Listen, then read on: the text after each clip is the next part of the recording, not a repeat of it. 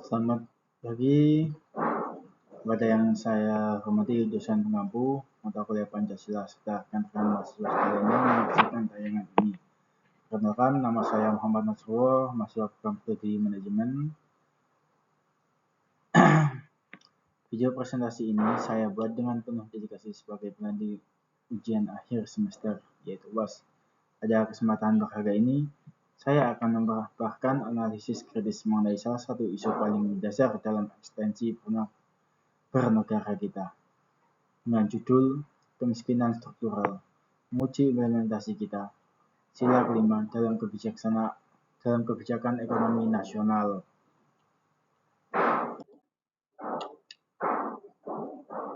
Rekan-rekan sekalian, ketika kita mendengar kata kemiskinan, apa yang pertama kali terlintas dalam pikiran kita? Selama dekade terakhir, narasi publik sering kali dikirim pada kesimpulan yang simplitis dan menghakimi. Muncul anggapan bahwa masyarakat miskin adalah mereka yang malas, tidak mau berinovasi, kurang pendidikan, atau tidak memiliki etos kerja yang tinggi. Pandangan ini tidak hanya keliru, tapi juga berbahaya, karena menggeser tanggung jawab negara menjadi beban individu. Secara ilmiah, fenomena yang hari ini mendominasi landscape sosial ekonomi Indonesia bukanlah kemiskinan alamiah ataupun kemiskinan kultural, melainkan kemiskinan struktural.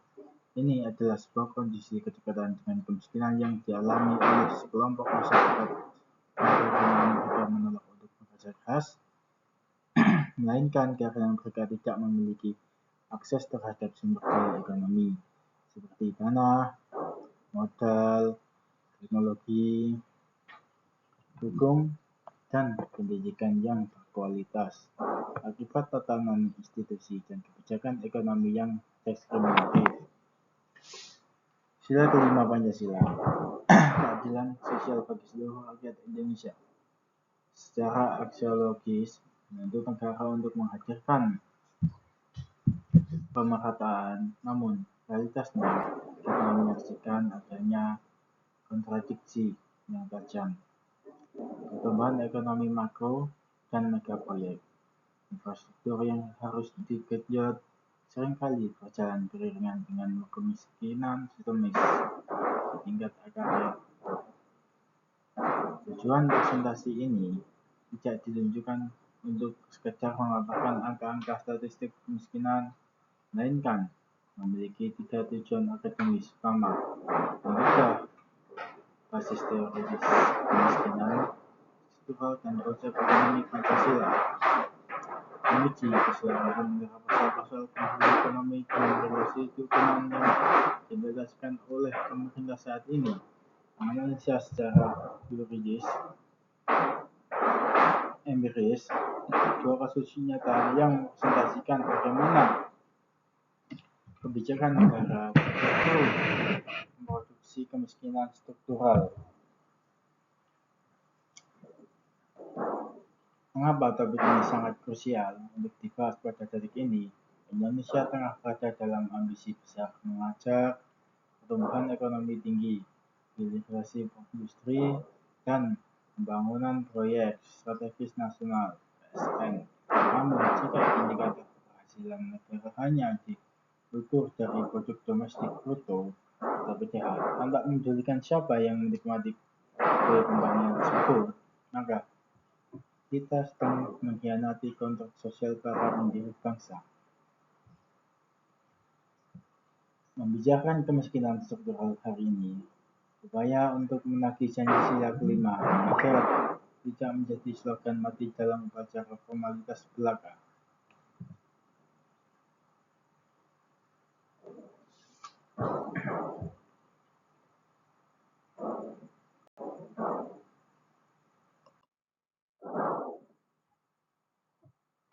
Baik, kita akan ke pembahasan utama, kajian teoritis dan fondasi yuridis. Teori kemiskinan struktural dan kekerasan struktural. Untuk memahami masalah ini secara objektif, kita harus merujuk pemikiran sosiolog terkemuka Indonesia, Soleh Solmarjan. Beliau menegaskan bahwa kemiskinan struktural bersumber dari struktur sosial, ekonomi, dan politik yang tidak memungkinkan masyarakat memperoleh peluang yang sama untuk memperbaiki nasibnya. Lebih jauh, sosiolog John Galton mengenalkan konsep struktural violence atau kekerasan struktural. Dalam konsep ini, kemiskinan dan ketimpangan tidak terjadi secara kebetulan atau bencana alam, melainkan akibat dari kebijakan institusional yang secara perlahan tapi pasti merampas hak-hak dasar manusia ketika sebuah kewajiban mempermudah korporasi mengambil alih lahan pertanian rakyat. Pilihanlah kekerasan struktural terjadi yang berujung pada kemiskinan struktural.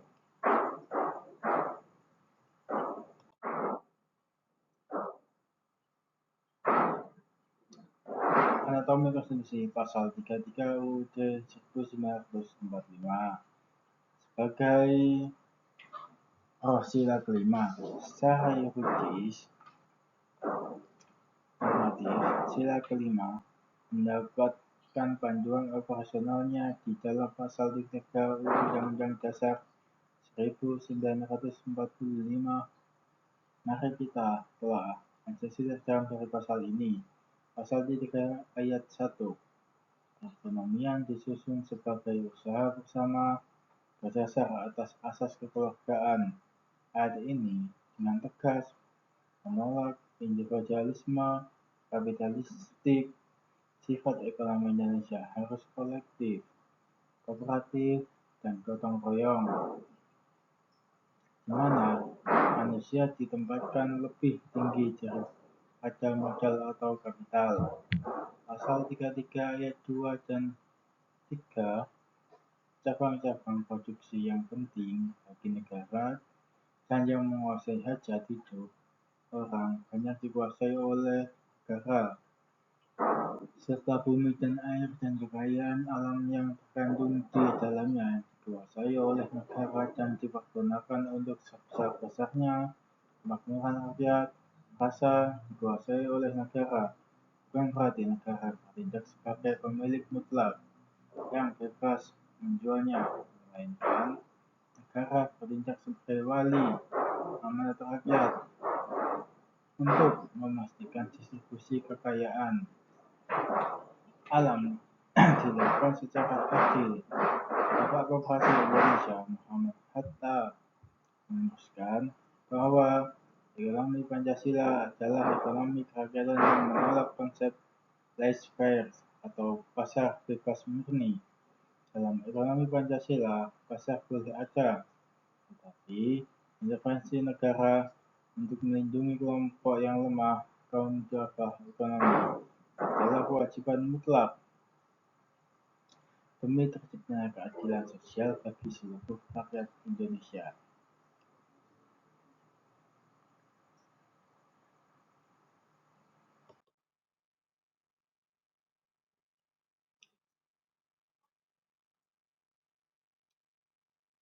Berikut analisis untuk kasus nyata. Mari kita uji gasolan apa yang sebenarnya menurut Pancasila dengan desain apa yang nyatanya terjadi melalui dua pusat kebijakan ekonomi nasional berikut.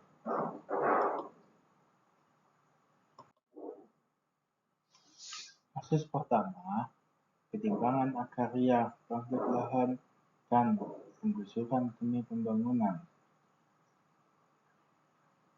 Akar fundamental dan kemiskinan struktural di Indonesia tumbuh pada masalah agraria.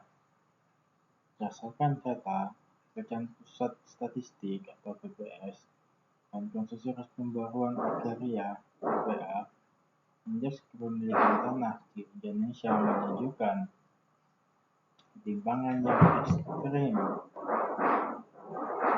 Segelintir koperasi besar menguasai jutaan hektar lahan melalui hak guna usaha atau HGU untuk perkebunan kelapa sawit. dan esensi pertambangan. Sementara itu, petani di pedesaan status sebagai petani gurem yang hanya memiliki lahan di bawah 0,5 hektar atau akan menjadi buruh tani yang tidak memiliki tanah sama sekali.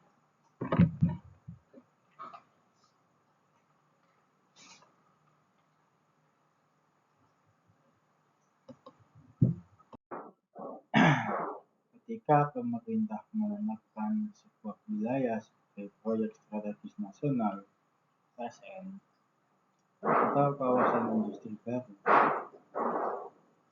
wilayah tersebut seringkali tumpang tindih dengan ruang hidup masyarakat adat atau petani tradisional yang telah menetap di sana selama beberapa generasi. Proses pembebasan lahan yang kerap kali disertai dengan intimidasi, ganti rugi yang tidak layak, atau pengurusan paksa secara langsung memutus hubungan masyarakat dengan alat produksinya, yaitu tanah. Tanpa tanah, petani tidak bisa menanam. Tanpa menanam, mereka tidak memiliki pendapat jika mereka terpaksa pindah ke pinggiran kota besar. Mereka bertransformasi menjadi komunitas miskin yang baru. Ini adalah bukti nyata bagaimana kebijakan di atas nama pertumbuhan ekonomi justru melahirkan kemiskinan struktural. Baru melalui perampasan ruang hidup.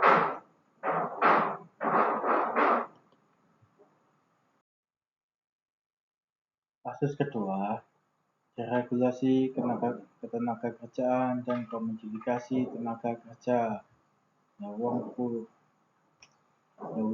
poor). Kebijakan ekonomi nasional dalam beberapa tahun terakhir sangat berorientasi pada kemudahan investasi (ease of doing business). Salah satu instrumen hukum yang paling berdebatan adalah klaster ketenagakerjaan dalam Undang-Undang Cipta Kerja, yaitu Omnibus Law. Mari kita analisis dampaknya secara struktural. Fleksibilitas pasar kerja (flexible labor market). Regulasi ini memperluas ruang bagi sistem kerja kontrak, yaitu outsourcing, dan perjanjian kerja waktu tertentu tanpa batas waktu yang jelas. Hal ini menciptakan ketidakpastian kerja (job insecurity) yang akut bagi generasi muda dan buruh. Formula upah minimum. Pembatasan formula kenaikan upah minimum yang didasarkan pada pertumbuhan ekonomi atau inflasi daerah dengan batas atas tertentu seringkali menghasilkan angka kenaikan upah yang berada di bawah real inflasi kebutuhan hidup layak, yaitu KHL di lapangan.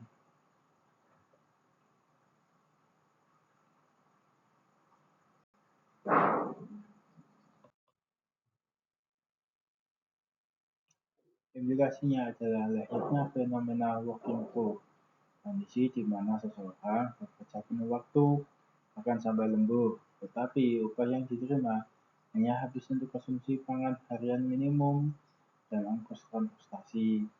Mereka tidak memiliki sisa kapital untuk investasi pendidikan anak, jaminan kesehatan mandiri, atau pemilikan hunian yang layak. Kebijakan ketenagakerjaan yang menarik tenaga kerja demi menarik minat investor asing ini adalah untuk mengabaikan struktural terhadap sila kelima. Pemerintah seringkali mengklaim keberhasilan menurunkan angka kemiskinan berdasarkan data BPS. Namun, dari perspektif akademik, kita harus kritis terhadap metodologi penetapan garis kemiskinan. BPS menggunakan standar pemenuhan kalori makanan minimum 2.100 kalori per kapita per hari. Ditambah komoditas non makanan minimum yang jika dirupiah ditetapkan bersekitaran antara 500.000 hingga 600.000 rupiah per orang per bulan. Jika seseorang memiliki pendapatan 550.000 per bulan, secara statistik dia dinyatakan tidak miskin. Padahal dalam realitas hidup sehari-hari, uang sebesar itu sangat jauh dari kata layak. Kebijakan yang bertumpu pada standar yang selalu rendah ini memungkinkan jutaan masyarakat yang berada di dalam kategori vulnerable atau hampir miskin. Mereka yang rentan ini apabila terkena guncangan ekonomi sedikit saja, seperti sakit atau kenaikan harga bahan pokok, akan langsung jatuh ke jurang kemiskinan terdalam. Pandangan ahli ekonomi Pancasila, yaitu Pakar Ekonomi Kerakyatan Indonesia almarhum Profesor Mubryanto, telah lama mengingatkan bahwa jika Indonesia mengadopsi sistem ekonomi neoliberal, maka hukum akan beralih fungsi dari law as a tool of social justice, yaitu sebagai hukum sebagai alat keadilan sosial, menjadi hukum yang sekedar melegitimasi kepentingan pasar, law as a tool of market competitiveness. Kondisi hukum kita saat ini mengalami gejala autocracy legalism, di mana struktur ataupun instrumen hukum dan undang-undang diproduksi secara cepat dan formalitas semata. Oleh karena itu, para elit politik ekonomi untuk mengamankan akumulasi modal, sedangkan pemenuhan hak-hak ekonomi rakyat miskin diposisikan sebagai urusan sekunder atau sekedar jaring pengaman sosial melalui bantuan sosial, yaitu bansos, yang sifatnya sementara dan karitatif.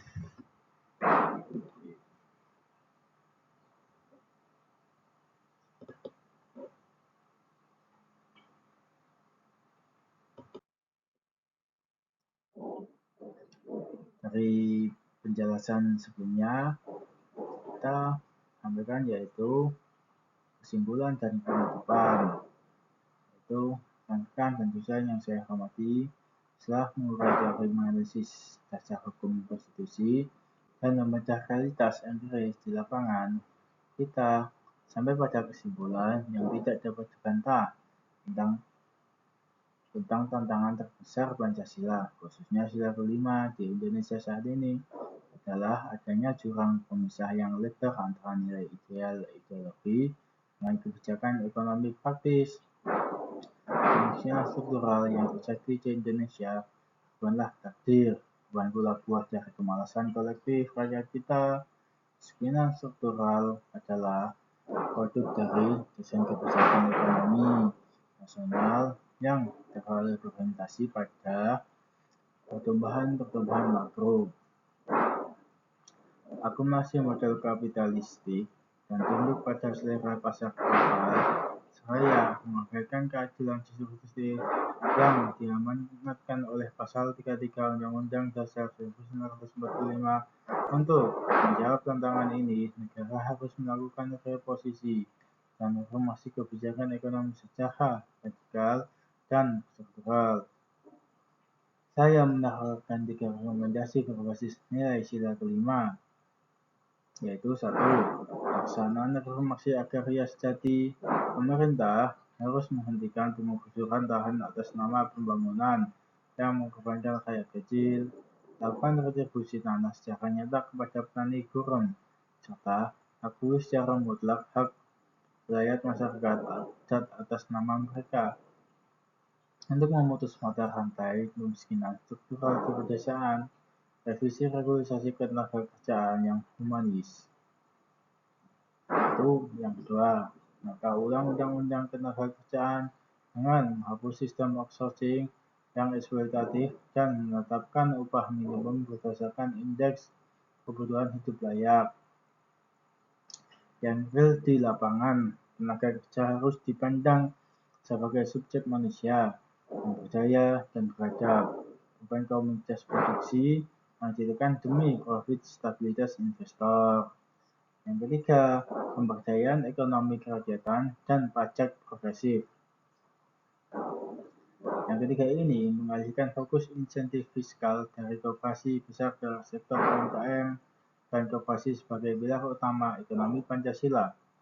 Di saat yang sama, terapkan pajak progresif yang ketat terhadap kekayaan ekstrim untuk membiayai fasilitas jaminan sosial, pendidikan yang berkualitas dan gratis, dan layanan kesehatan prima bagi kelompok masyarakat bawah demi memutus rantai kemiskinan antar generasi.